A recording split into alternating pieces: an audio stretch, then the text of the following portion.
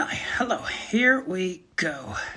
So, this is the second rendition of Coffee Time with Oliver Jeffers. I am now just trying to figure out who I want to invite, and I remember that it is my friend Caitriona who I have invited, and we're just waiting for her to accept, and there she is. Hello! Caitriona. Only joking, Caitriona. How often do people mispronounce your name? All the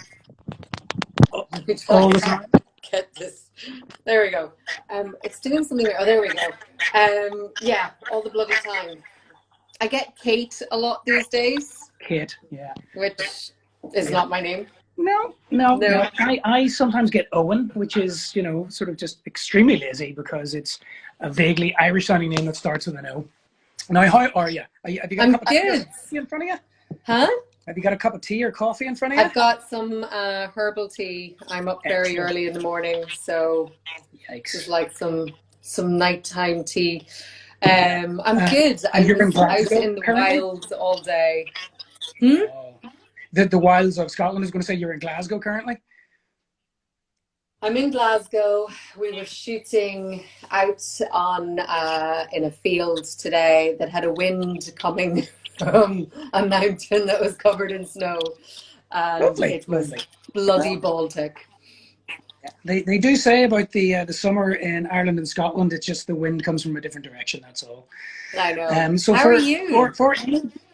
I'm keeping all right. Yes. All things considered, we've moved into a new place here in Hollywood, County Louth, just outside Belfast. We're going to be here for a little while. It's like, this pandemic has caused an awful lot of change in everybody's lives, and some good, some bad, and we move around it. I mean, the two of us have always traveled so much, and now we've both been stuck. And I was kind of thinking about that, and I was like thinking about what have you learned about yourself in this time? Patience, I think. Patience, but yes, it's because you're from Monaghan, which is just down the road from where I grew up. But we didn't meet there. We met in New York City, and actually we met in New York City. We met at a very bougie dinner. Yeah, very bougie dinner, but it was at the tail end of your time in New York, and then you went to LA. And I was thinking back last night to your place in LA, because I was crashing with you at one point, and together with our friend Donald, we gate crashed an Oscar party. Do you remember that? I do. Yeah, it was always travel with a tuxedo. Always travel with a tuxedo. You never know when it'll come around. That was a good night. Did we not gate crash a few Oscar parties? Yeah, we might have all in the same night. Yeah, we were on a roll. I suppose you were with us, Caitriona, but that was before you were Caitriona Balfe.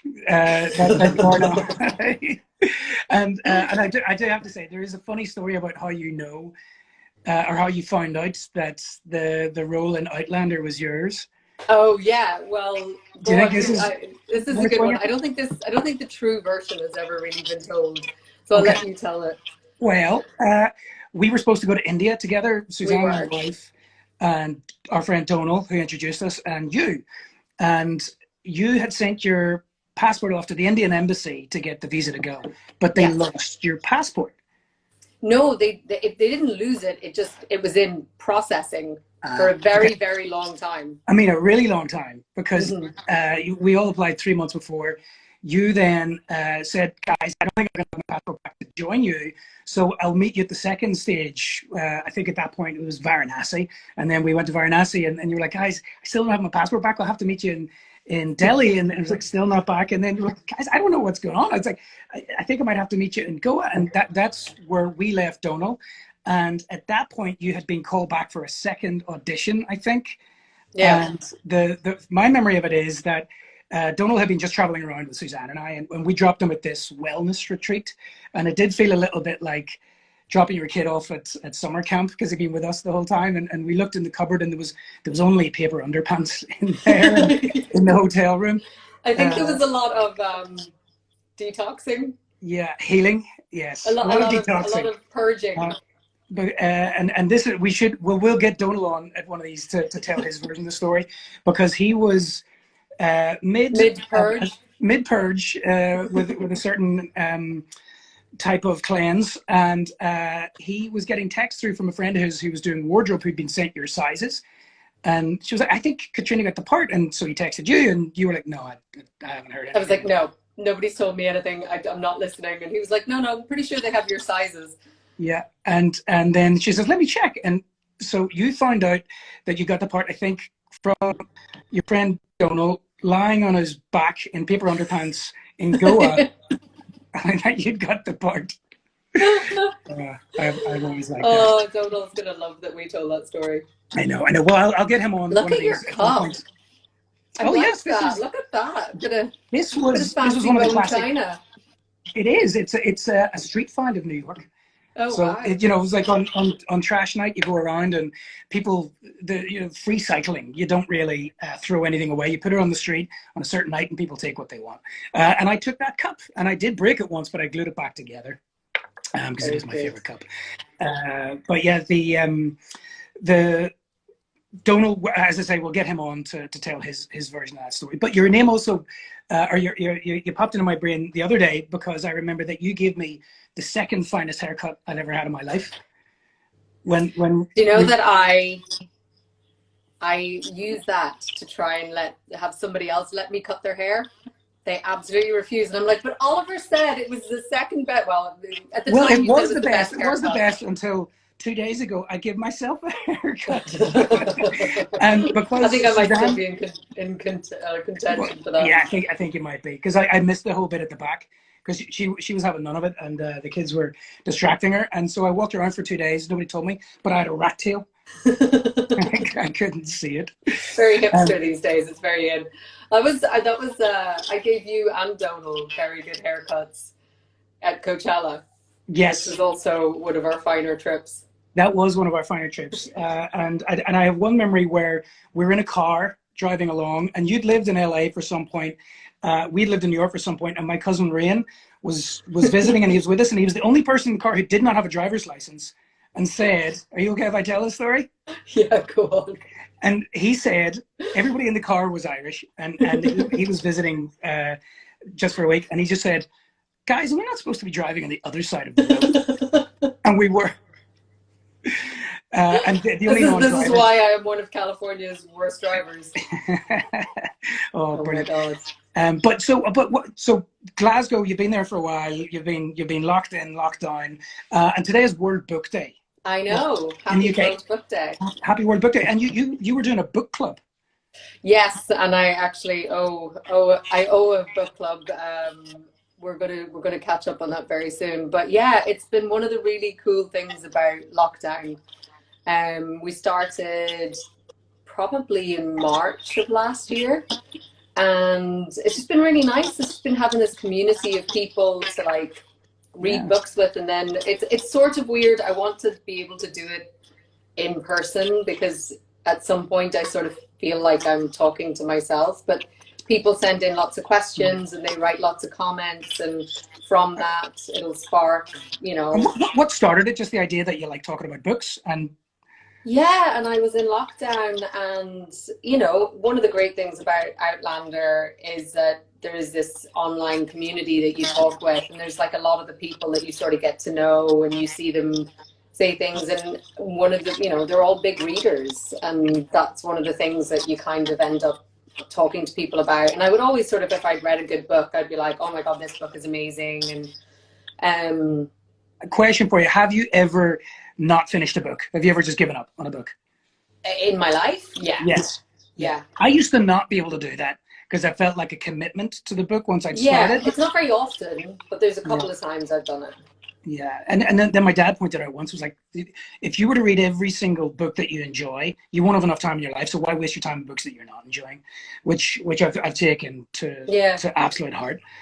It's funny, there's been a couple of books that infuriate me, but I feel like I still have to get to the end. I think it's, if I'm just not connecting with the writing, and usually it's the style of writing. I think sometimes I find that, a story can be clunky or there can be holes, and you can forgive that kind of thing. But if the style of writing isn't something that moves me, I think that's... I counter you with this. Yeah, I come to you with this. I, on my dad's insistence, finished reading Catch-22, and it's probably one of my favorite books of all time. But there's a rare example where the style of writing is basically the heart of the book. It's sort of written in this really broken kind of chopped up, slightly insane type of, it's noise. It's like Well, it's like a compared to stream of classical, consciousness almost. it's like discordant jazz. Yeah. But because out of that cacophony of noise comes this beautiful crescendo, and because it comes out of nowhere, it's like a physical reaction you have to the book. But that wouldn't have happened had the writing style not been so weird. And that was one of the reasons I was like, well, is every book that I don't like going to end up this way? The answer is no. But No. that was one of the rare examples where it really stayed through. And so are you reading a book at the minute? I am, and it's going to be the next one that I'm choosing. I might as well tell you because I'm going to post a video later tonight on the book club thing. But I'm reading Conundrum, Jan Morris. Oh, okay. I know it's up, but I haven't heard of that one. Yeah, so it was written in the 70s, and it was about her transition, or kind of about her. Oh, I don't know the author at all. Then I was thinking of somebody else. Yeah, so Jan Morris, she died very recently. I think it was like in early summer, maybe, like of last year. One of the most fascinating lives. A journalist, travel writer, just an amazing author. Authored about 20 books over her lifetime, but was transsexual. So she transitioned in the 60s, sort of 70s, when it was really rare and really, not kind of like in the conversation, and people weren't really talking about it.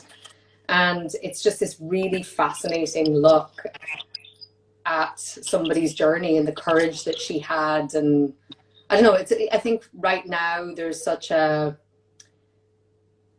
really heated conversation. There's a lot of discourse at the minute, but I think that's better than silence. Oh, of course, of course, but it's very. That's the way it was, and I do. I'm an eternal optimist, and I've always thought that yes, things seem really dark and rough, and there's a lot of hatred and anger in the world, but there's always been that. And look at how far society has come. Even like when was homosexuality legalized in Ireland? It was not that long ago. No. And we have come such a long way, and I think the point is not to forget those things. And it's that old saying, like, the opposite of love is not hate, it's indifference. We're past the point of indifference now. There's no longer silence, so we're getting somewhere. I think that's amazing. Yeah. So the book is fantastic, and again, talking about style, it's obviously a lot more. It's still in quite a traditional style, but just the way that she describes things and the way that she's able to express her feelings and explain it in such a just clear and precise way. It's just a beautiful book. So highly recommend it. That's going to be my next choice. As somebody who's, you're a visual person and you're it's all about physical presence and theater and television. When you're reading a book, do you have a hard time sort of stop imagining what this would be like if you were seeing it on screen, or do you just let yourself in? No, it's weird. I tend to, unless I'm reading something with the intention of, oh, could I do this, or could this be something that could be made? You just get lost in it. Then otherwise I get lost in it. And some books will be very cinematic, and they will just automatically put kind of like a film in your head, and you can see it. But other books just are more evocative of emotion. Right? Yeah. So you're not seeing it, you're feeling it. As much exactly. as no, I do. I always prefer to read a book before I know there's a film of it to watch that, because too often if you read the book after film, your head is already filled with the characters, the actors that were cast by the director. And, but as a book person, are there any films of a book that are better than the book, in your opinion? I ask this a lot with librarians and booksellers, and there's only one answer that people have ever really given, and they all seem to agree on it, and that's The Godfather. Mario Puzo wrote the book. Oh yeah. People say that the film is better than the book. That's the only one I can think of. I never read The Godfather. I read one of his other books. Omerta, is that one of his as well? Yeah, I think I read that. I've obviously seen The Godfather. Yeah, I don't know. I'm not. it's funny. I tend to like, I tend to be able to, I think mediums are very different. You know, there's one thing that a book exists in its own way, and then when you see a film, like I'm not usually a puritanist about, oh, they didn't stay completely true to, because I think it has to evolve and have its own life. No, completely. And actually, with Studio AK and Philip Hunt, who's the director of both Lost and Found and Here We Are, very, very early on in our relationship, we're like, there's no point in just making a moving version of this book, because that would be robbing the film of an opportunity. And so right from step one, we're like, the film has to be its own thing. It has to do things that the book can't. And that's the way that we went. And so they sort of live separately. They're more like siblings than yeah. And do you feel like, because I'm sure that's really strange as an author. I mean, is that a conscious decision that you had to make and sort of be like, right, I have to relinquish control and I'll probably be happier? Or absolutely. Is that something? No, it is. It's a very, very deliberate decision, but that's about trust, and all collaboration is about trust, and sort of agreeing with the person who you trust and whose work you respect, that the goal or the project that you have in mind is greater than either of your egos. Yeah. So it's a tough collaboration when somebody else insists on being right, you know? Yeah. And that's interesting, because obviously you've worked with Sarah Crossan before, and I'm working with her. Oh yes, you're doing Here Comes the Beehive.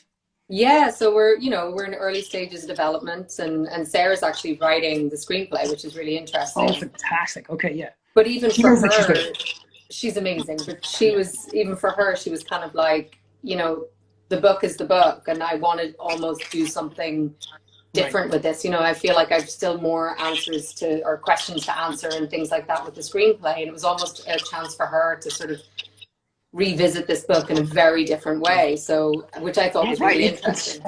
I think one of the best lines about art I've ever heard came from The Simpsons, and it's when Marge takes an art class, and the sort of the snotty art professor is walking around, and he's looking at somebody paint. He goes, "And stop! It belongs to the ages now." And it's true. It's whenever a piece of work is complete as far as the artist is concerned, they put it wherever it goes, and then it's public discourse. It's not up to you how somebody else feels about your work, and so to be protective of that, I think is a missed opportunity. So that Sarah sees that is a brilliant thing. Actually, I was working with the EDM crew in Paris, the lithography place. Yeah. They had worked with a whole bunch of fabulous artists right back through the day in Paris, and I got some anecdotes of how some of the artists there, like Matisse and Cézanne, would often go into some of the museums that their work was in and attempt to touch up a piece. No way. Because they, as far as they were concerned, it's incomplete. But yeah, you got to let it go at some point. Well, do you think that that's something that you've that's come to you with a sort of age and maturity and maybe confidence in your work, or I think so. I think it's confidence and self-awareness, and it's funny how actually it's trying to get something back that you had as a kid, which is lacking self-awareness. And I watch my kids draw, and they don't care. They're having fun. They're like, it's done. I'm like, great. But then the older you get, you become more aware of what other people think, and you start to try and bend towards that. So your work is bending, and it's less of a conversation between you and the piece of work.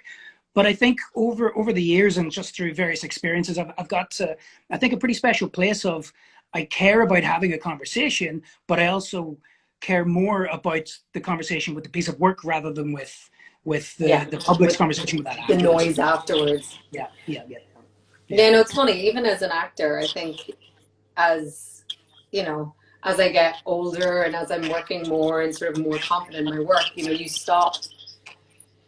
stops being necessarily goal orientated. You stop kind of like chasing this thing that you think you have to get, and you just want to feel like in the moment that you're being as honest and free as possible. And it's like, you can't really, I used to get so wound up and angry if I didn't feel like a scene went exactly like I thought it was supposed to. Oh my goodness, Caitriona, no thing I've ever created has ended up the way that I imagined it would start. Yeah.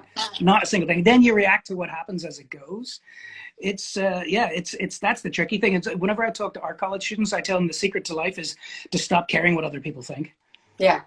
And you just have to like allow it to be what it is and be okay with that, because there is no right and wrong, that's the thing. And it's like, Yeah, you I know. do love that. Whenever I first met Suzanne, my wife, she'd never met anybody who did anything like make art or be creative before, and she studied engineering. And she was asking, was like, but how do you grade art? How do you give art a mark out of 100? And I was like, yeah, I don't really know. That's a good point. I suppose it all comes up with a blurb that you put out to support it. But That's a yeah, question for all of our high school art teachers. yeah, How it's did a you grade tricky that? intention. I think intention. Yeah, yeah. Well, look, Caitriona, these are always short little chats. I don't want to take up too much of your time, and I will It's so let you nice get to back. see you. I miss It's you so nice to guys see so you too. much. I know, I know. Well, whenever travel opens up again, we're only a short ferry ride from you. Yeah, well, we're literally a 35-minute flight. Yeah, It doesn't even go up all the way. yeah. I wonder if we could get up to the top of the cave hill in a hang glider if the wind was blowing in the right direction. Right. Give Scotland my best. Look All after yourself, right, and I we'll talk will. soon. Bye bye. Bye. I don't know how to turn it off. I don't know how to turn it off either. It's not doing it. Okay. Goodbye, everyone.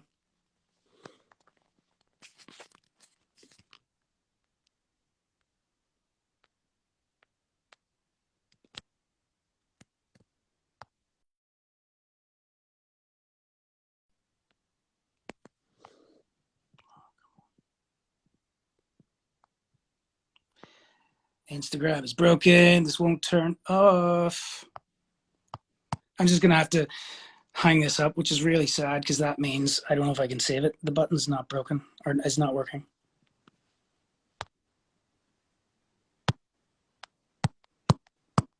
I'm tapping. Come on. This is very sad. If I just quit, it's going to lose. I'm not going to be able to share it with anybody.